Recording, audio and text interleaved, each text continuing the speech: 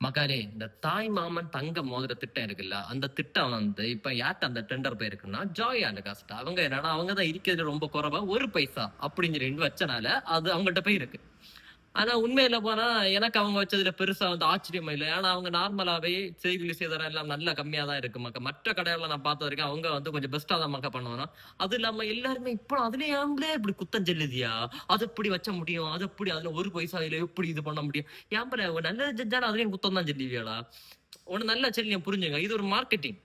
அப்ப நான் நல்லா யோசிச்சு பாருங்க. ஜோய் ஆலுகாஸ் இதுல ஒரு மார்க்கெட்டிங் தான். அவங்களுக்கு இது ஒரு பெரிய மார்க்கெட்டிங். நீங்க என்ன யோசிச்சீங்கன்னா, இத்தனை பேருக்கு இது தங்கம் இவ்வளவு கொடுக்கும்போது அது எவ்வளவு நஷ்டம் வரும்.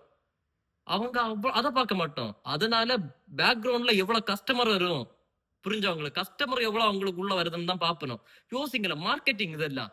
இப்ப விஜய் கூட சிஎம் விஜய் கூட ஒரு ஆட் எடுக்கணும் இங்கே ஒரு போட்டோ எடுக்கணும் இங்க எத்தனை வர முடியுமா ஒரு ஆட் எடுக்க இப்ப சிஎம் விஜயால ஒரு ஆட் நடிக்க முடியுமா முடியாது. ஆனா இந்த அம்பாசிடர் ஜோயா லுகாஸ் அம்பாசிடர் என்ன பண்ணுவாரு இன்னி அவரை கூட ஒரு போட்டோ தான் அந்த ஃபர்ஸ்ட் மோதிரத்தை கொடுக்கும்போது ஒரு போட்டோ எடுப்பாரு எங்க அந்த மாதிரி எல்லா இடத்துலயும் அது அவங்களுக்கு ஒரு ஆடு விளம்பரம் மார்க்கெட்டிங்.